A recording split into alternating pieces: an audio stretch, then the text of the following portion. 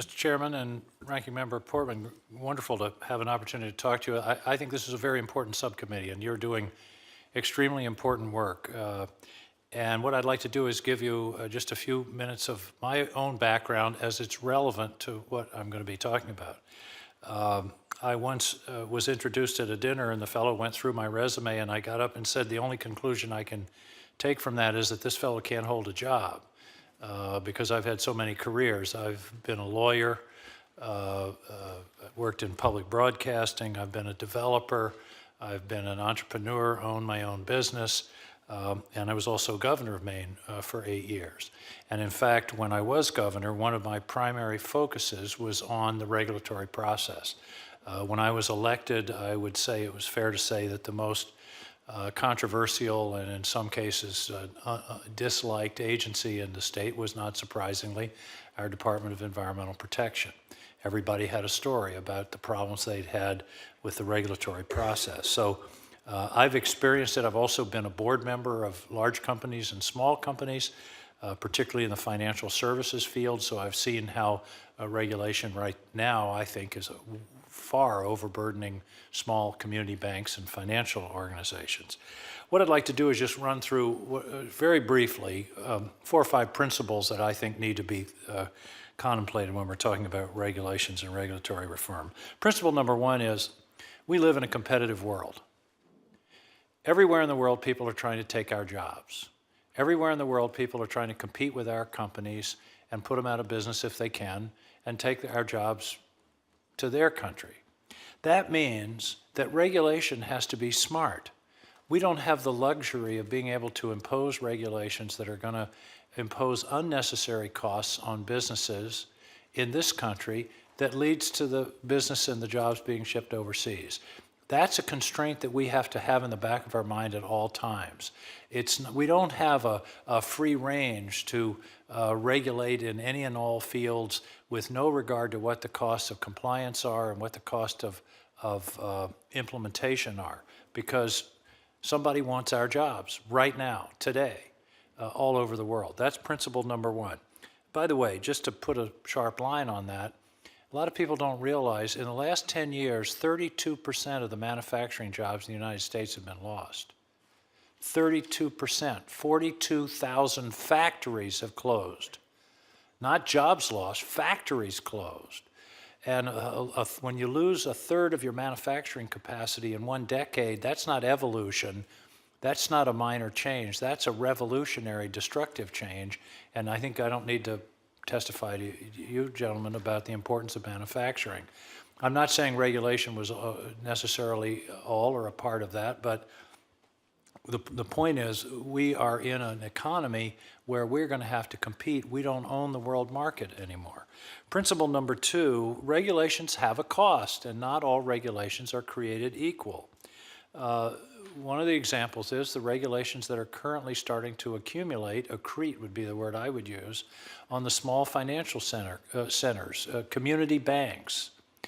Androscoggin Savings Bank in Maine did not cause the great crash of 2008, but they're being burdened with piles of new regulations to issue simple home mortgages. One of the guys, my friends at one of the banks, sent me literally a stack of papers 2 feet high of regulations and forms that they have to comply to do a simple home mortgage. That's having very deleterious effects. Number 1, it's pushing the smaller banks into the arms of the larger banks, which isn't exactly what we want to do. We want a lot of small institutions. Secondly, it's costing these banks money. I had a compliance officer from one of the community banks approach me on the street in Maine just a couple of weeks ago, and she said, we're having to let go loan officers to hire compliance officers. And this is in a community small savings and loan association. And finally, it's having the effect of constraining credit, which is something our society needs right now. And we need, and these banks are not able to make loans for technical reasons because of regulatory reasons, even though they have good reason to believe that the borrower has good character and is able to repay the loan and meets any kind of reasonable criteria. The other way to look at this, and there are lots of studies, and I'm sure you've seen them, and in my written testimony I cite some of them, where there have been studies of the cost of regulation in a kind of meaningful statistic, and the one that I focused on is cost per life saved. A lot of regulations are protective health regulations. And for example, the analysis was, and this is in my written testimony, the regulation of unvented space heaters, which are dangerous, is about $100,000 per life saved. I don't think many of us would quibble with that as an important regulation. Asbestos occupational exposure limit, about $9 million per life saved. The altrazine alkylor in drinking water standard, $109 billion per life saved.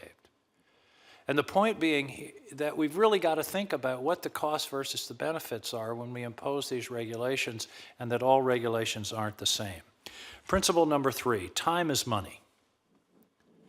Time is money. Cape Wind, which is applying for a permit to build, I can't remember how many turbines, about 100 turbines in the waters between Nantucket and Cape Cod in Massachusetts, has been in the permitting process for 12 years, and the developer has spent $65 million just to get the permits.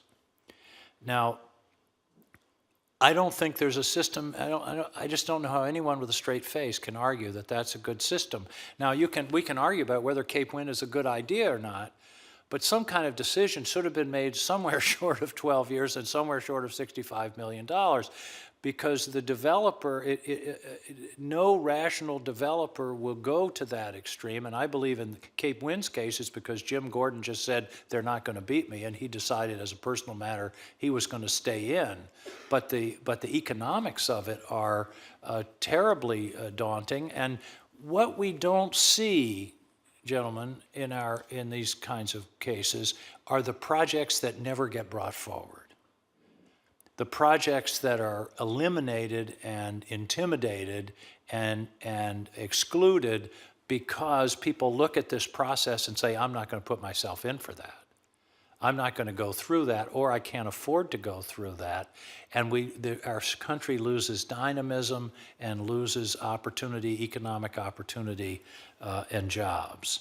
One of the problems that we have, and this goes into the time is money, and I'll talk a little bit about this and why I'm announcing today that I'm co-sponsoring Senator Portman's bill.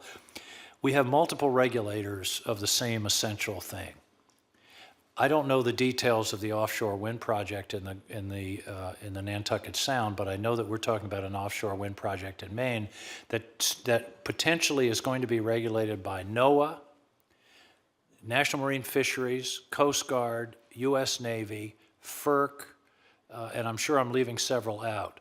But when you have a situation like that where you have 6 or 7 different regulators, by definition it's going to take a long time, and it's a crapshoot for the developer, because you can go to these permitting agencies one at a time. You go through, say, 4, get your permit, spend $10 or $12 million, and then the 5th one says no, and you're out of luck. And one of the things we did in Maine to deal with this problem, we created a one-stop shopping process where we had a lead agency that said, this is the agency that's going to issue the permits. All the other agencies have to do their study, take their position, and report into the lead agency. But the serial permitting is as bad as serial killing. It's a form of serial killing, I guess. And I'll get to that in a minute. Principle number 4, attitude really is everything. And this is something we can't get at through legislation. It would be really nice if we could legislate all regulators shall be reasonable, thoughtful, and have a positive attitude. I don't think we can legislate that. This is where the administration comes in. This is called leadership and management. And in my experience, you can change attitudes within regulatory agencies. We did it with our Maine Department of Environmental Protection, but it took active management and leadership from the commissioner that I appointed. I could only, when I took office in Maine, I was astounded to find we have a 13,000 person workforce. The governor had the appointment power over about 150 people out of 13,000. But people expect the governor to change everything. And I said, how am I going to change the DEP when I only can appoint 3 people? But the people I appointed were on a mission, and their mission was to make this a user-friendly agency. And they had classes and seminars and worked with the personnel, and that attitude actually changed in some of the very same people that had been so difficult before. And the attitude is the regulator there to help solve problems and abide by the law, or are they there to find problems? And that's what's so important, and I can't stress enough what a difference that makes. And that's really not something we can do much about here, but I do think it's a matter of the administration and the management of the administration sending the message, which I did in Maine. I said, I had a very clear message to the environmental agencies. I said, I want to have the toughest environmental standards in the nation and the most timely, predictable, and user-friendly process. I don't think there's any inconsistency in those two things. But that message has to come from the management of the agency. Principle number 5, I don't need to spend a lot of time on, but it's one that sometimes arises. Abuse of the process is not an appropriate regulatory technique. In other words, I'm very close to the environmental community in Maine. I used to represent them at the legislature. I've been a big advocate. I stayed up late last night talking about climate change, but I part company with anybody who wants to use the regulatory process in a kind of war of attrition, just to wear down somebody that wants to do something in our society. Projects should be judged on their merits and not on who wins protracted legal battles. So those are the principles. I have two problems and then 2 solutions, and I'll be quiet. I notice, blessedly, my time thing isn't running here, so that's a good thing. Number 1, permitting is generally too costly and the process is too lengthy. We did an upgrade of our power grid in Maine, where I think 96% of the project, this was the transmission grid, 96% of the project was in existing right-of-ways or right adjacent to existing right-of-ways. Permitting that project took 4 years and cost $200 million. It was about $1 billion project. So almost 20% of the cost of the project went into permitting. And basically it was, as I say, 96% of it was within the existing right-of-ways. That's a cost that we're all paying. And the question is, whether do the people of Maine get value for that $200 million, or was this something that could have been done in a more expeditious, way? They had to go through a regulatory process in 70 towns. One town had over 30 meetings. I'm certainly don't want to be heard at this hearing saying I'm against local control. I think it's totally appropriate. But I think that we need to be thinking about what did the people of those towns in Maine get in exchange for the $200 million that cost that project. Can we find a way to permit major projects at a cost that's not extraordinarily prohibitive and within a reasonable time frame, without trampling on the legitimate rights of people who need to have their voices heard and contribute to the outcome of the project? As I mentioned, we did something in Maine. We called it one-stop shopping. I know that Senator Portman and Senator McCaskill have a bill, the Federal Permitting Improvement Act, which is establishing a lead agency. And as I understand it, Senator Portman, that's really the function, that's the direction you want to move in, a lead agency to coordinate permitting process for major capital projects, those costing more than $25 million. I'd like to co-sponsor that bill. I think that's exactly the direction that we have to go in. And it also has some reform of the litigation provisions on NEPA suits, so the statute of limitations isn't 6 years, but is a more reasonable period of time that gives people a reasonable chance to appeal the decisions, but they can't just wait 6 years and let the clock run and thereby cast a pall on the overall validity of the permits. Major capital projects. I'd like you to ask yourselves, and I think this is something that we all ought to do, the major piece of infrastructure in your state, whatever it is, interstate highway, hydroelectric project, some major project, power project, ask yourself if that project could be permitted today. And if the answer to that question is maybe or no, then that illustrates that I think we've got a problem in this country, because we can't have our infrastructure be essentially a nostalgic photograph of what was built in the 50s. We've got to be able to improve our infrastructure. We've got to be able to do it in a timely and reasonable cost way.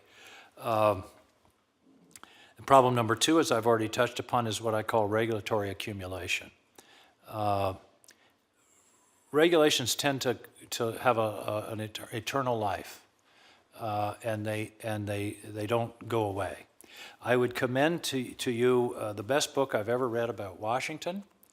It's now out of print, but you can get it at a Libris, or you can borrow it from me, The Institutional Imperative, or How to Understand the United States Government and Other Bulky Objects, by Robert N. Karash, who was a Washington lawyer in the 70s. It is the most, I'm not kidding, it is the most brilliant analysis of institutional behavior that I've ever seen. And basically, his basic principle, the institutional imperative, is that the fundamental function of any institution is to perpetuate itself.